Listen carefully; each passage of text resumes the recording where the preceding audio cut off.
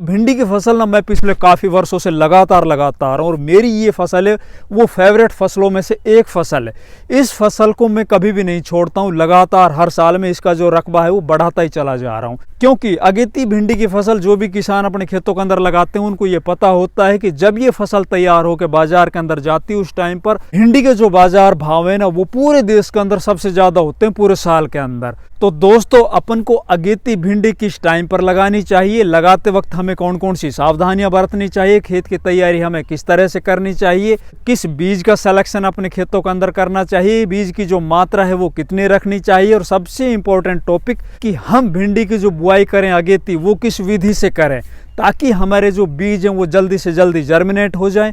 पौधे जर्मिनेट होने के बाद वो जल्दी और सबसे तेज ग्रोथ करें ताकि सबसे पहले मंडी के अंदर हमारी भिंडी पहुंच पाए, जिससे कि हमें उसके जो बाजार भाव है वो लगभग 70 रुपये से 100 रुपये किलो के मिल जाए।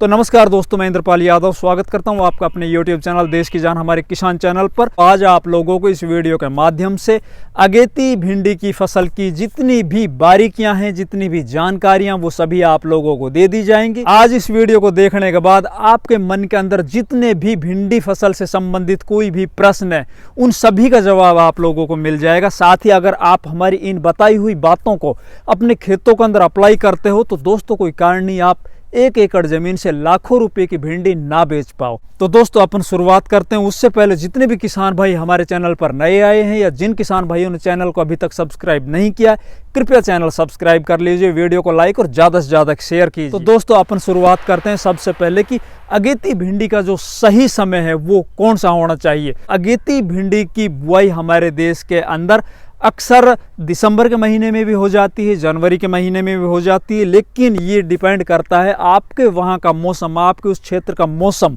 मतलब जो तापमान है वो 20 डिग्री टेम्परेचर से ऊपर होना चाहिए, तभी आपके जो बीज हैं वो जर्मिनेट हो पाएंगे। अगर आप उसको ओपन फील्ड के अंदर लगाने जा रहे हो, अगर आप अपने खेत के अंदर लो टनल विधि से भिंडी की बुआई कर रहे हो तो उस टाइम पर आप भिंडी की जो बुआई है वो किसी भी टेम्परेचर में कर सकते हो।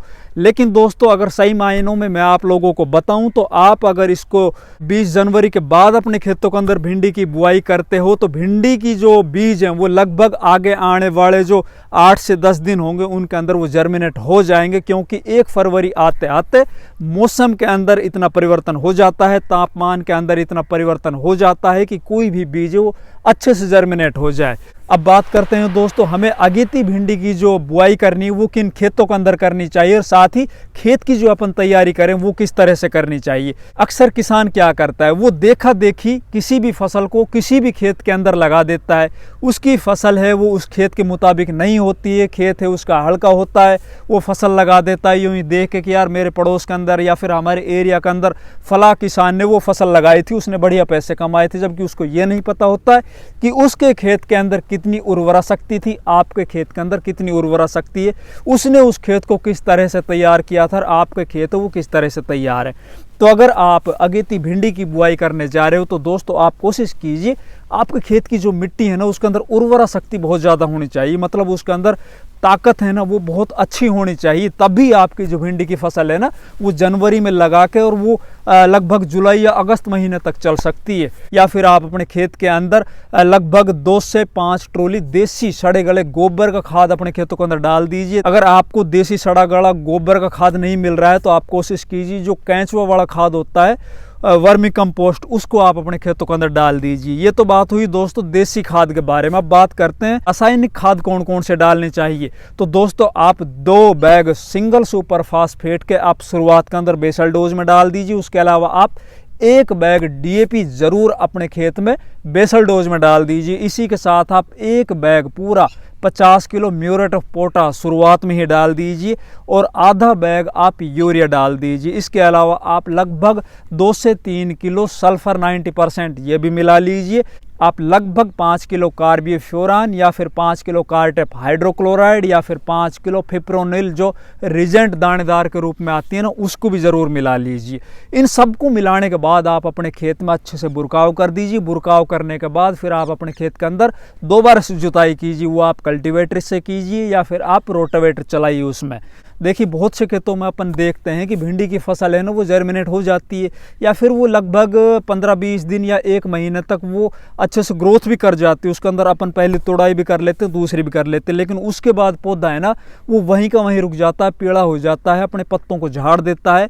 मतलब उनकी जड़ों के अंदर नेमाटोड की प्रॉब्लम दिखाई देने लग जाती है। बहुत से खेतों के अंदर ये प्रॉब्लम हमने देखी है पिछले साल या उससे पहले भी। अगर आप शुरुआत में बेसल डोज में इस तरह के कीटनाशक डाल लोगे ना अपने खेतों में, तो जो ये नेमाटोड वाली समस्या है ना आपके खेतों में वो नहीं होगी। और ये विशेषकर भिंडी वाली खेतों के अंदर तो ये दिखाई देती ही देती है। हमारा खेत वो तैयार हो चुका है, अब अपन को क्या करना है, अपन किस विधि से भिंडी की जो बुआई है वो करनी है। तो मैं अपनी खुद की अगर बात बताऊं तो मैं मेड़ निकालता हूं। मेड़ 1-1 फीट के ऊपर इनकी एक मेड़ से दूसरे मेड़ की दूरी रखता हूं मैं।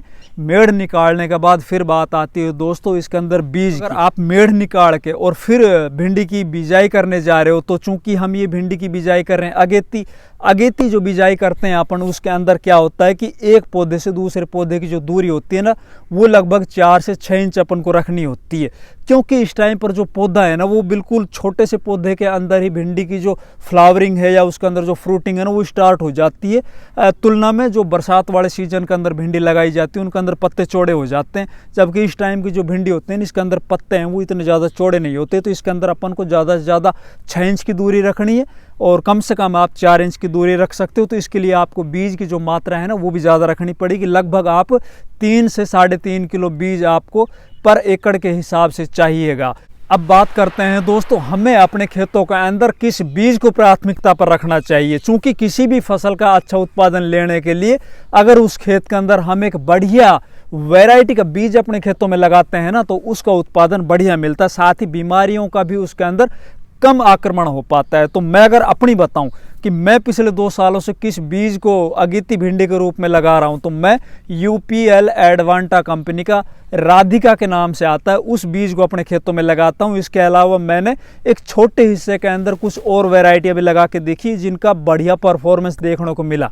जैसे कि नामधारी कंपनी के NS 62 करके एक वैरायटी आती है, उसका भी शानदार परफॉर्मेंस देखने को मिलता है। सिंजेंटा कंपनी की OH 102 करके एक वैरायटी आती है, उसका भी बढ़िया परफॉर्मेंस देखने को मिलता है। इसके अलावा आप नूनहैम्स की सिंघम करके एक वैरायटी आती है, उसका भी बढ़िया परफॉर्मेंस देखने को मिलता है। जो भी आपको इन भिंडी की वैरायटियों में आपको आपके बाजार के अंदर मिल जाए उसको आप बेहिचक अपने खेतों के अंदर लगा दीजिए। दोस्तों ये जो भिंडी का बीज है ना वो हमें लगाने से पहले उपचारित जरूर कर लेना है। देखिए उपचारित आपको करना है फंजीसाइड से। फंजीसाइड में आप कार्बेंडिजम ले लीजिए। 1 किलो भिंडी के बीज में आप 2 ग्राम कार्बेंडिजम मिला लीजिए। मिला के अच्छे से उसकी कोटिंग हो जाएगी। कोटिंग होने के बाद अपन को अपने खेतों के अंदर उसको लगा देना है जिग जैग रूप से। या अगर आप सीधे बीजों को यूं ही लगाते हो बगैर उपचारित किए तो कई बार अपन देख रहे होते हैं कि ज़्यादा नमी जहाँ पे हो जाती है खेतों के अंदर वहाँ पे बीज है ना वो खत्म हो जाते हैं, वो सड़ जाते हैं। अगर आप इस तरह की फंजीसाइड से अपने बीज को उपचारित करके अपने खेतों के अंदर लगाओगे तो उसके अंदर आपके जो बीज हैं वो सड़ेंगे नहीं, वो खराब नहीं होंगे और वो सभी के सभी जर्मिनेट हो जाएंगे। इसके अलावा जो नीचे ज़मीन के अंदर जो भी फंगस जनित बीमारियां होती है ना उसके अंदर आपको प्रिवेंटिव मतलब शुरुआत के अंदर ही इस तरह की बीमारियों से आपको छुटकारा मिल जाएगा। फिर इसके अंदर हमें जो सिंचाई करनी है ना उसके अंदर क्या सावधानी रखनी है, उसके अंदर अपन को ये नहीं करना है कि जो हमने मेड़ बना रखे हैं ना वो बिल्कुल पानी के अंदर उसको लबालब कर दे, उसको डुबो दे। अगर इस तरह से अपन उन मेड़ों को यूं ही पानी के अंदर डुबो देंगे या फिर उन क्यारियों के अंदर इतना ज़्यादा पानी अपन भर देंगे जिससे कि पूरी की पूरी जो हमारा मेड़ है वो पानी के अंदर डूब जाएगा, तो उसमें जो हमारे लगाए हुए बीज है ना उनमें वो खराब होने की या उनके सड़ने की जो संभावना है ना वो बढ़ जाएगी और बीज है ना कहीं थोड़ा लेट हो जाएंगे जर्मिनेट होने के अंदर।